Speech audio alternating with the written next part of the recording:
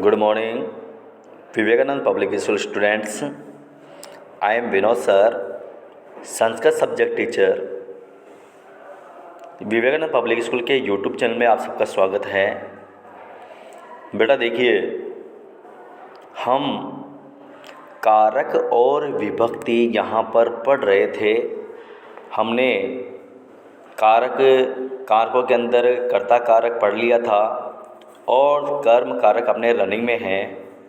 तो देखिए कारक क्या है, इसमें कितनी कारकों की संख्या कितनी होती है संस्कृत में, विभक्तियाँ कितनी होती है संस्कृत में, इन सब के बारे में हमने पढ़ लिया था।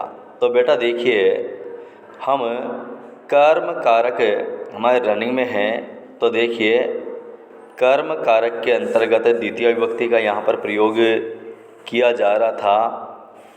ये देखिए द्वितीय विभक्ति का प्रयोग किया जा रहा था और इसकी डेफिनेशन मैंने बताई थी कि वाक्य में कर्ता के जो सर्वाधिक अभिष्ट होता है, अर्थात इसका मतलब है कि कर्ता को जो सबसे ज़्यादा प्रिय होता है वह कर्म होता है। ठीक है, तो और उसी में द्वितीय विभक्ति का प्रयोग किया जाता है। तो बेटा देखिए, हमने नियम नंबर 1, 2, 3 कंप्लीट कर लिया था।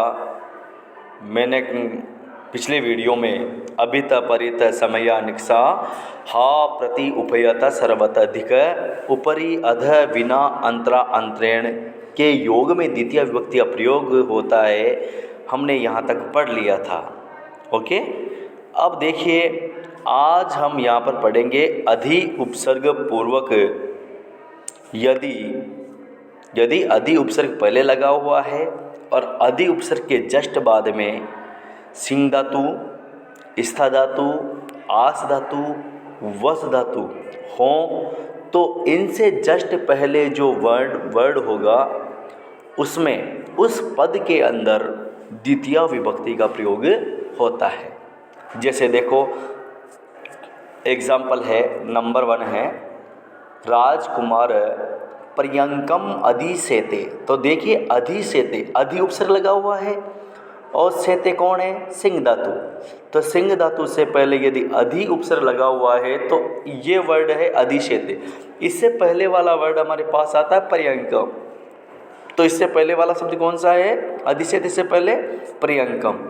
तो इसके अंदर द्वितीय विभक्ति का प्रयोग हो जाएगा। और यदि मान लो अधि का प्रयोग नहीं होता है तो पर्यंकम की जगह बन जाता है पर्यंके, अर्थात सप्तमी विभक्ति का प्रयोग यहाँ पर हो जाएगा। ओके, यदि आपको शुद्ध करके लिखना है तो आप क्या लिखोगे, जैसे मान लिखा हुआ है कि राजकुमार पर्यंके अधिसेते, तो फिर यहाँ पर आपको पर्यंके नहीं लिखना पड़ेगा, यहाँ पर आपको चेंज करना पड़ेगा। यहाँ पर लिखना पड़ेगा पर्यंकम। क्यों? क्योंकि अधिसेते से सिंह धातु में अधि उपसर्ग लगा हुआ है, इस वजह से पर्यंके की जगह हमने क्या लिखा, पर्यंकम लिखा है। ओके, नेक्स्ट है विष्णु वैकुंठम अधितिष्ठति। देखो स्था धातु है, स्था धातु में अधि उपसर्ग लगा हुआ है, इस वजह से इस वर्ड से पहले वाला वर्ड आ रहा है हमारे पास वैकुंठम। तो वैकुंठम के अंदर म लगने के कारण क्या हो रहा है, द्वितीय विभक्ति का प्रयोग हो रहा है। और यदि मान लो अधि उपसर्ग नहीं होता और फिर डायरेक्ट इसका क्या वाक्य बन जाता, विष्णु वैकुंठे तिष्ठति। ओके, और यदि मान लो अधितिष्ठति लगा हुआ है तो आपको वैकुंठम लिखना पड़ेगा, न कि वैकुंठे लिखना पड़ेगा। ओके, नेक्स्ट देखिए प्राचार्य उच्चासनम अध्यास्यते। अब अध्यास्ते का मतलब होता है बैठना होता है। देखो अध्यास्ते में अधि उपसर्ग है और आस धातु है, ठीक है ना। अधि प्लस आस यदि हैं तो उससे पहले जो वर्ड होगा, इसके बाद जो पद होगा पहले वाला, उसमें द्वितीय विभक्ति प्रयोग होगा, तो उच्चासनम। ठीक है, और यदि अधि उपसर्ग नहीं है और आस्ते यदि है तो फिर आपको केवल उच्च आसन यहाँ पर लिखना पड़ेगा। ठीक है, मुनि वचनम अधिवस्ति, मुनि वनम अधिवस्ति। तो अधि और वस धातु है, इस वजह से इसके पहले वाला जो वर्ण है, ये शब्द है, इसमें वनम इसमें द्वितीय विभक्ति का प्रयोग हो गया है। यदि अधि नहीं होता तो यहाँ पर क्या होता, वनम की जगह वने। ओके, नेक्स्ट देखिए, फिर है व्यवधान रहित कालवाची और मार्गवाची शब्दों के योग में द्वितीय विभक्ति होती हैं। किसमें? व्यवधान रहित, ठीक है ना, और कालवाची, ठीक है ना, और मार्गवाची शब्दों के योग में कौन सी विभक्ति प्रयोग होता है? द्वितीय विभक्ति प्रयोग होता है। वो कैसे होता है वो देखो बेटा। छात्र द्वादश वर्षाणि अपठत, ठीक है ना, मतलब छात्र 12 वर्ष से पढ़ रहा है, 12 वर्ष से पढ़ा। तो देखो इसमें कालवाची आ रहा है, यहाँ पर समय आ रहा है ना, कालवाची, तो इसका मतलब कितने समय से? 12 वर्ष से। तो द्वादश वर्षाणि, यहाँ पर द्वितीय विभक्ति का प्रयोग हो गया है, ठीक है ना। वर्षम वर्षे वर्षाणि, वर्षम वर्षे वर्षाणि। ओके, नेक्स्ट देखिए, छात्र मासम पुस्तकम अपठत, छात्र महीने से पुस्तक पढ़ी, छात्र ने महीनों से पुस्तक पढ़ी। तो इसमें भी समय आ रहा है मासम, महीनों से, ठीक है ना, इसलिए मासम में द्वितीय विभक्ति का प्रयोग हो गया है। मथुरा नगरम इतः क्रोशम वर्तते, मथुरा नगर यहाँ से कोस भर है, ठीक है ना। अब यहाँ पे मार्गवाची आ रहा है कोस भर, ठीक है ना, तो क्रोशम के अंदर क्या हो जाएगा? द्वितीय विभक्ति का प्रयोग हो जाएगा। विद्यालयात क्रोश द्वयम पर्वत वर्तते, अब व्यवधान रहित मार्गवाची आ रहा है, इस वजह द्वितीय विभक्ति का प्रयोग हो जाएगा। क्रोश द्वयम मतलब 2 कोस, मतलब विद्यालय से 2 कोस की दूरी पर क्या है? पर्वत है, ठीक है। मार्गवाची आ रहा है ना, तो क्रोश द्वयम, ओके, ये हो जाएगा इसका। नेक्स्ट देखिए, निम्नलिखित के योग में द्वितीय विभक्ति होती है। देखो सेव धातु यदि आ रहा है, ठीक है ना, सेव धातु आ रही तो उससे पहले जो वर्ड होगा, जो शब्द होगा, पद होगा, उसमें द्वितीय विभक्ति का प्रयोग होता है सेव धातु के योग में। पुत्र पितरम सेवते, ठीक है ना, तो सेव धातु होने के कारण पहले वाला वर्ण, इसका शब्द पद कौन सा है? पितरम, तो पितरम के अंदर द्वितीय विभक्ति का प्रयोग हो जाएगा। नेक्स्ट है आ प्लस रू है, अर्थात चढ़ना, इसके रू धातु के योग में किसका प्रयोग होता है? किसका प्रयोग होता है?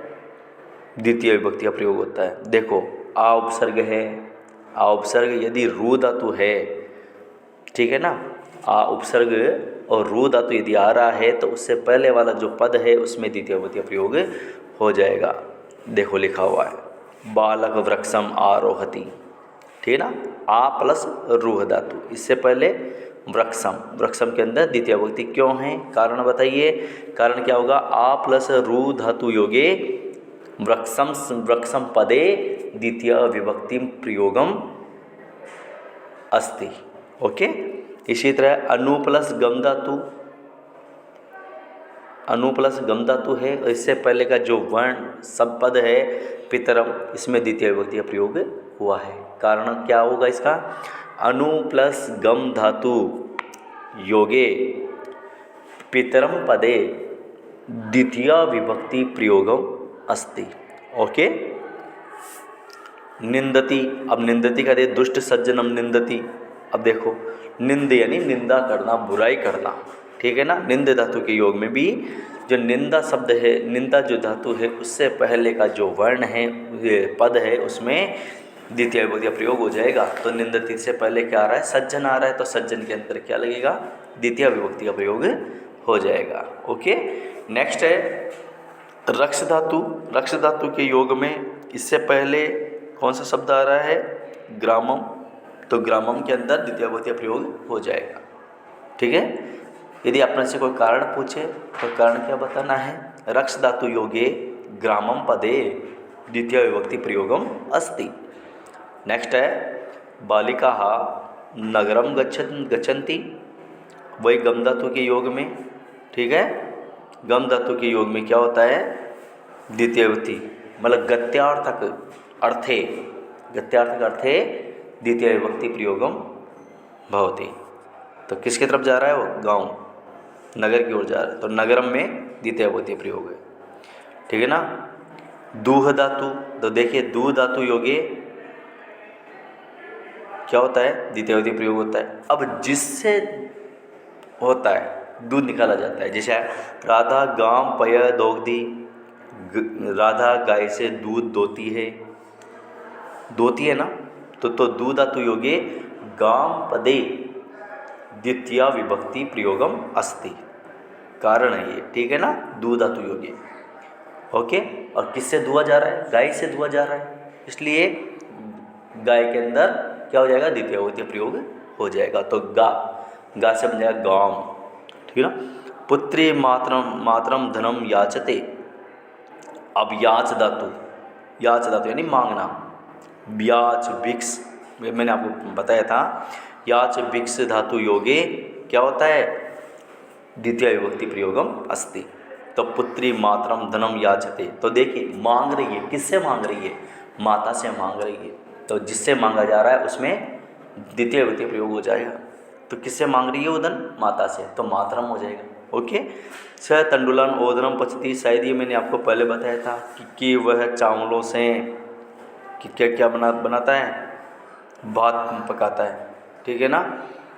तो देखो पच धातु के योग में अपनी पका रहा है, किससे पका रहा है ये चावल, भात किससे पका रहा है, तंडुलान। ओके, तंडुलान से पका रहा है। ठीक है,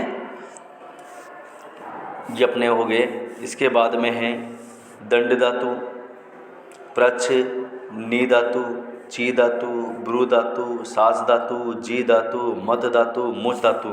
शायद ये अपने जो 16 धातुएं थी उसके योग में क्या होता है, द्वितीय विभक्ति का प्रयोग होता है। जैसे राजा चोरम शतम दंडयति, तो दंड धातु के योग में इससे पहले वाला सब पद कौन सा है, शतम, इसमें द्वितीय विभक्ति प्रयोग हो जाएगा।